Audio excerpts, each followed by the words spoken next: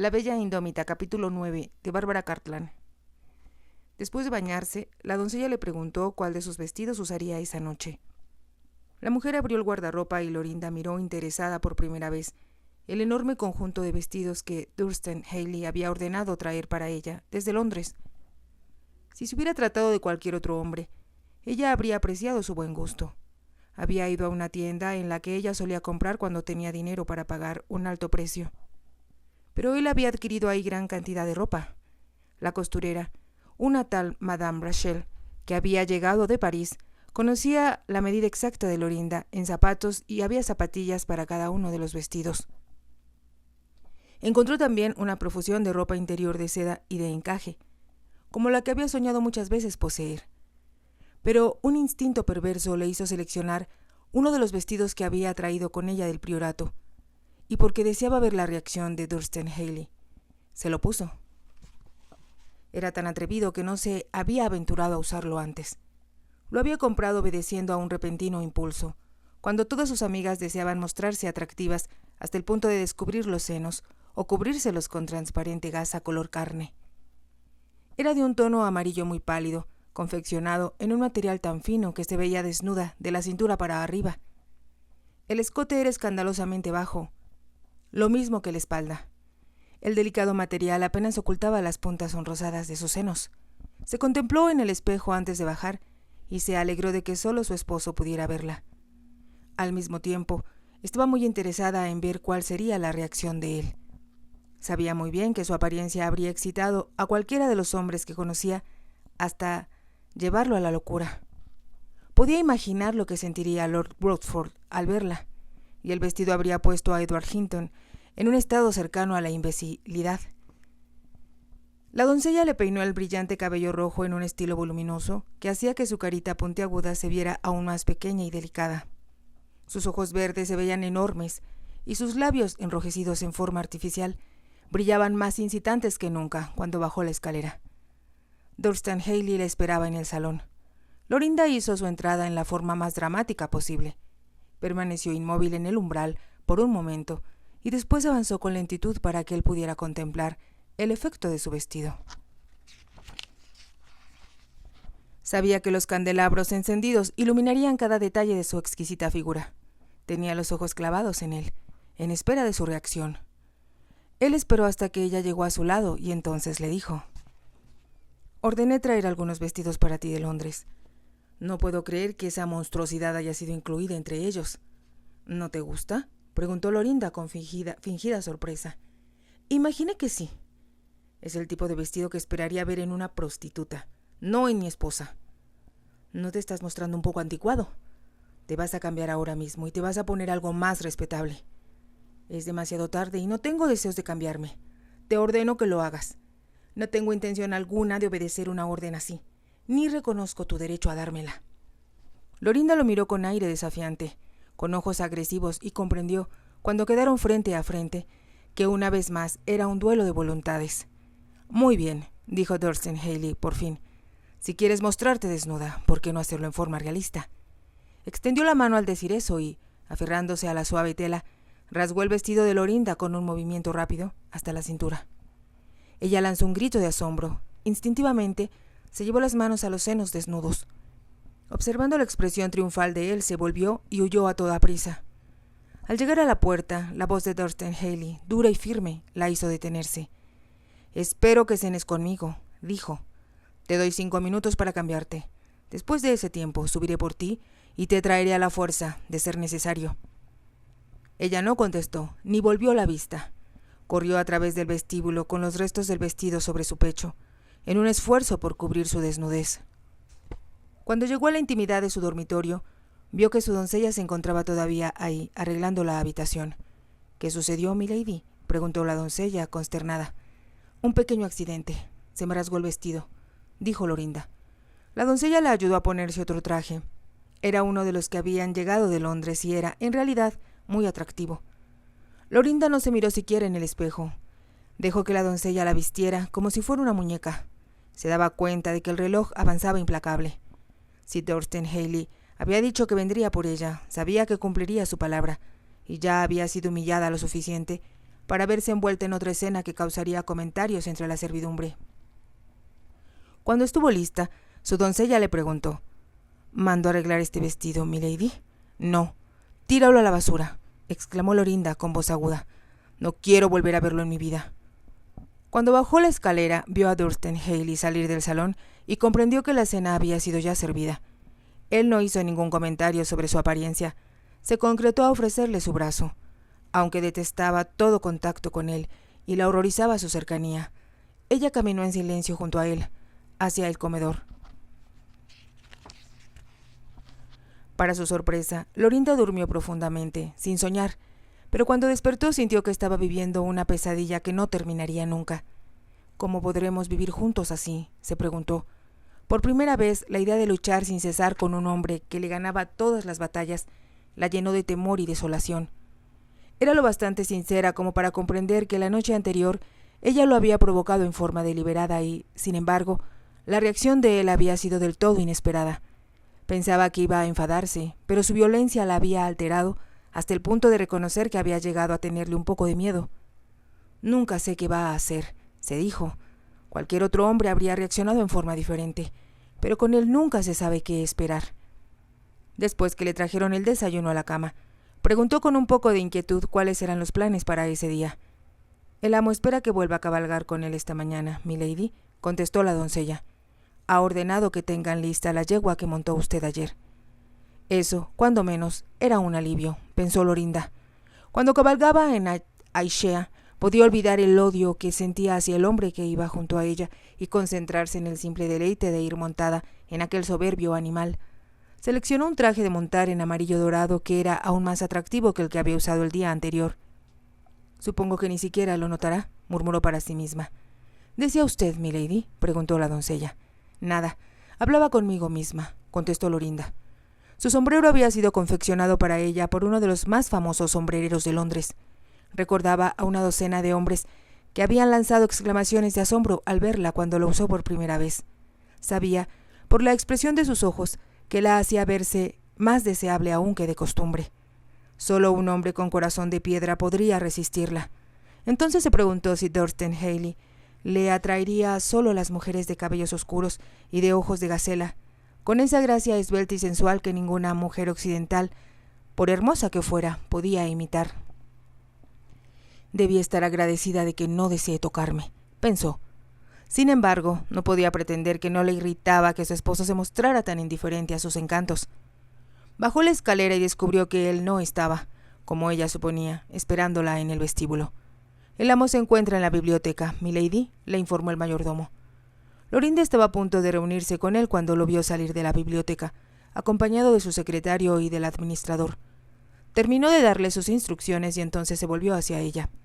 «Te ruego me disculpes, Lorinda», dijo, «pero me temo que, después de todo, no puedo acompañarte esta mañana. Tengo que ir a Falmouth a arreglar asuntos urgentes». Lorinda permaneció en silencio, mirando hacia la puerta abierta del frente, donde esperaban los caballos. «Tú no tienes que perderte el paseo», continuó él. «Un mozo te acompañará». «No hay necesidad de eso», protestó Lorinda. «Prefiero cabalgar sola». «Un mozo irá contigo», exclamó él con firmeza. Ella lo miró furiosa. «Ya he dicho antes que no quiero que vaya nadie. Siempre monto sola». Thurston cruzó el vestíbulo y abrió la puerta que daba al salón. «¿Quieres venir aquí un momento?», le preguntó. Ella obedeció, preguntándose qué iría a decirle. Él cerró la puerta. «Déjame poner esto en claro, Lorinda», dijo con voz muy firme.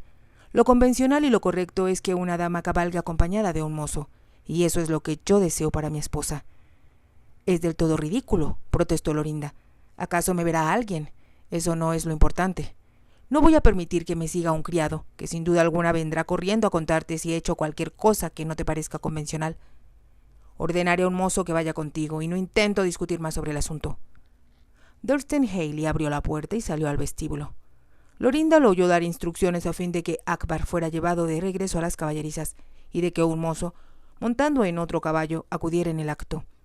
Se quedó de pie, escuchando, mordiéndose el labio inferior. Le enfureció que sus deseos fueran descartados en aquella forma dictatorial, pues le disgustaba profundamente que un mozo tuviera que acompañarla. Siempre había cabalgado sola, aún de niña, y en Londres jamás se había molestado en llevar a ningún sirviente con ella cuando iba a cabalgar al parque Hyde. Desde luego, apenas llegaba al parque, se veía acompañada por jóvenes admiradores que esperaban su llegada, una verdadera escolta de galanes que recorría con ella el paseo de los jinetes. En la parte menos concurrida del parque, Lorinda siempre lanzaba su caballo al galope. Algunas veces iba sola, cabalgando hasta los brezales de Hampstead o hasta los campos que quedaban más allá de Chelsea, pero ahora tenía que ser cuidada y acompañada, como si fuera una niña, o una de esas damas de sociedad que ella, en son de burla, decía que solo podían montar caballitos de madera. Aquel era un insulto a su dignidad, pero como consideró que si seguía discutiendo con su esposo, él terminaría por prohibirle cabalgar, esperó, golpeando el suelo impaciente con el pie, a que apareciera el mozo. Mientras tanto, el faetón que ella había admirado la primera vez que Thurston Hayley visitó a su padre, fue llevado al frente del castillo. Thurston no parecía recordar que ella seguía esperando en el salón. Se concretó a subir al faetón y, tomando las riendas, se marchó. Lorinda atravesó el vestíbulo para observar su partida. No había la menor duda de que él conducía con habilidad de un experto y de que tenía un porte elegante y distinguido. Observó sus hombros cuadrados y la forma como llevaba ladeada la chistera, lo que le daba cierto toque de audacia. Tal vez se vea muy audaz, se dijo llena de ira, pero en el fondo es un hombre retrógrado, anticuado y tan mojigato como un sacristán. Lo odió de nuevo al verlo desaparecer por el sendero en medio de una nube de polvo. Luego vio llegar a toda prisa al mozo, procedente de las caballerizas, montando a un brioso ruano que controlaba a duras penas. La ayudaron a montar a Aishea, que había sido dotada con una silla para señora. Pero ella, en lugar de montar a mujeriegas, lo hizo a horcajadas, cruzando la pierna derecha por encima de la perilla del arzón. Después salió del patio del castillo, consciente de que el mozo cabalgaba tras ella, a la distancia convencional. Su mente urdía un plan para desobedecer a su esposo.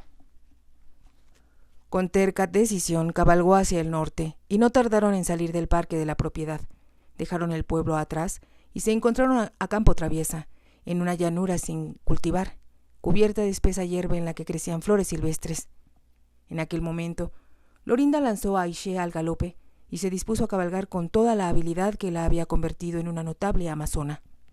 El ruano en el que iba montado el mozo estaba fresco y logró mantenerse a unos 2 kilómetros, pero después, al mirar por encima de su hombro, Lorinda comprendió que empezaba a dejarlo atrás. El ruano era, sin duda, un excelente animal, pero no tenía la energía de Aishea y, en cuanto al mozo, jamás podría igualar la maestría de ella en el manejo de un caballo. Continuó galopando, pero el mozo continuaba a la vista, decidido a no dejarle escapar. De pronto, Lorinda sintió que aquel sirviente representaba todo lo que ella detestaba en Thurston Hayley, la censura constante que ejercía sobre su persona, su afán de respetabilidad y, sobre todo, su indiferencia ante los atractivos de ella como mujer. Evadir a aquel hombre, que estaba ahí por órdenes suyas, sería un golpe definitivo contra él, un gesto de desafío que le enseñaría que ella no era su esclava. Por primera vez, aplicó el látigo sobre el lomo de Aishea y usó las espuelas. La yegua saltó hacia adelante bajo el doloroso estímulo, que sentía por primera vez. Apretando duramente los labios, relampagueantes los ojos de furia, Lorinda continuó clavando las espuelas. La impulsaba con frenesí incontrolable, una violenta rebeldía contra todo lo que había sufrido a manos de su esposo desde el momento en que lo conoció. El látigo largo y flexible siguió golpeando a Aishea, manteniendo la yegua a todo galope, mientras la azotaba y espoleaba alternadamente. Lorinda sabía que estaba siendo cruel, pero el dominio que ejercía sobre aquella favorita de su esposo, Aishea, y el saber que había dejado atrás al mozo, le proporcionaron una extraña emoción. Era como si Thurston la estuviera persiguiendo, luchando por capturarla, decidido a que no escapara de la trampa que le había tendido. Una y otra vez clavó las puntiagudas espuelas y azotó a Aishea para hacerla ir más rápidamente. Solo la velocidad podría ponerla fuera del alcance del hombre que tanto odiaba. Debía haber galopado muchos kilómetros, cuando de pronto, sin ninguna advertencia, la yegua metió una de las patas en una conejera. Se tambaleó, cayó hacia adelante de rodillas y lanzó a Lorinda por encima de su cabeza. El suelo no era duro y aunque Lorinda fue sacudida por la caída, No perdió el conocimiento. Se quedó inmóvil por un momento, sintiendo que el loco e impetuoso impulso que le habría corrido por las venas, como fuego, desaparecía, dando paso al sentido común. Se sentó, se enderezó el sombrero y miró a la yegua. Lo primero que notó fue que Aishea cojeaba. Después observó las heridas sangrantes que tenía en los flancos traseros, causadas por el látigo y las espuelas. Al mirar las heridas del animal, Lorinda contuvo el aliento. Nunca, en toda su vida, había usado una espuela en un animal ya domado, limitándose a hacerlo cuando debía someter a un potro salvaje. Jamás había sido lo bastante cruel como para hacer sangrar o lastimar a un caballo, que estaba haciendo lo que se le pedía. Con esfuerzo se puso de pie. «Oh, Aishea, lo lamento tanto», exclamó. «Perdóname, oh cielos, perdóname». Levantó las manos para acariciar al asustado animal, dándole suaves palmadas en el cuello, hablándole con suavidad, hasta que la yegua restregó la nariz, confiadamente, contra su cara, como si expresara así su perdón. «¿Cómo pude portarme de este modo?», se preguntó Lorinda estupefacta. Siempre había odiado la crueldad en todas sus formas, y, sin embargo, debido a lo que había sufrido por culpa de su esposo, había hecho que su yegua favorita, Aishea, pagara por él, sometiéndola a un grado increíble de brutalidad. Lorinda ocultó el rostro en las crines de Aishea y trató de contener las lágrimas. Luego hizo volverse a la yegua y comprendió que cojeaba mucho. Esto significaba que tendrían que volver a casa caminando con lentitud. La hizo retroceder por aquel terreno escabroso, por el cual hubiera evitado galopar cualquier jinete con un poco de sentido común. Les iba a tomar horas enteras, lo sabía, el recorrer caminando los muchos kilómetros que habían devorado al galope.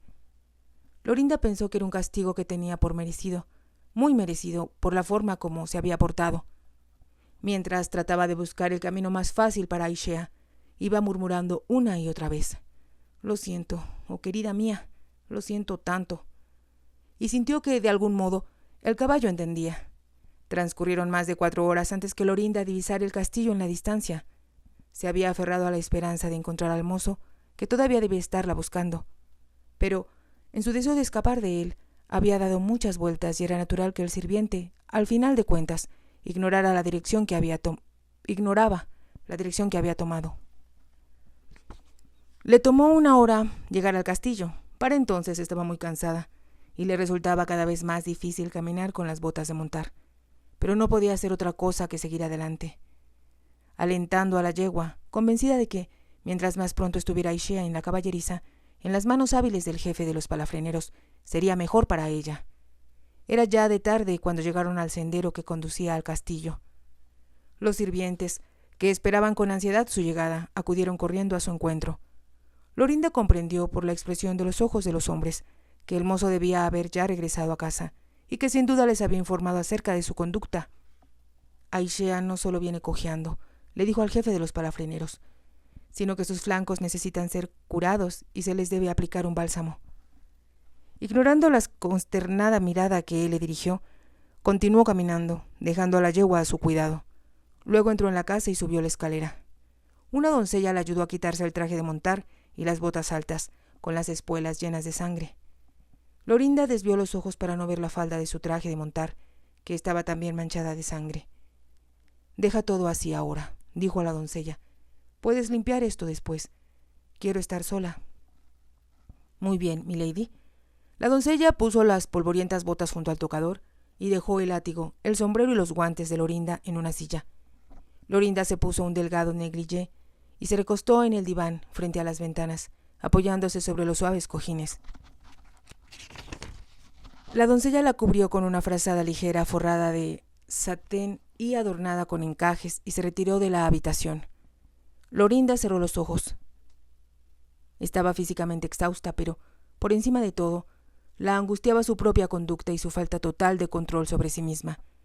¿Cómo podía haber lastimado de ese modo a Aishea, cuando la persona a la que en verdad quería castigar era a su esposo? Se sentía avergonzada y muy deprimida. ¿Cómo podía haberse rebajado hasta el punto de actuar de esa manera tan salvaje? Después de casi 1 hora, cuando estaba a punto de quedarse dormida, la puerta se abrió de pronto y apareció Thurston Haley, de improviso. Era la primera vez que él entraba en su alcoba, y Lorinda se sorprendió tanto que se sentó en el diván al verlo. Clavó su mirada en él y entonces sintió como si el corazón hubiera dejado de latirle. Nunca en su vida había visto un hombre tan furioso. Tenía el rostro contorsionado de rabia, y aunque ella siempre lo había considerado un hombre frío y duro, no pudo menos que reconocer que su expresión ahora era casi diabólica. Él avanzó un poco hacia el centro de la habitación para decir: «Acabo de ver a Aishea.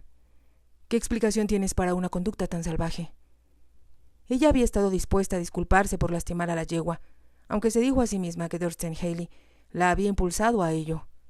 Pero ahora su odio hacia él surgió de nuevo y volvió a sentir, como lo hiciera cuando huyó a galope tendido del mozo, que debía librarse de la sumisión que él pretendía imponerle.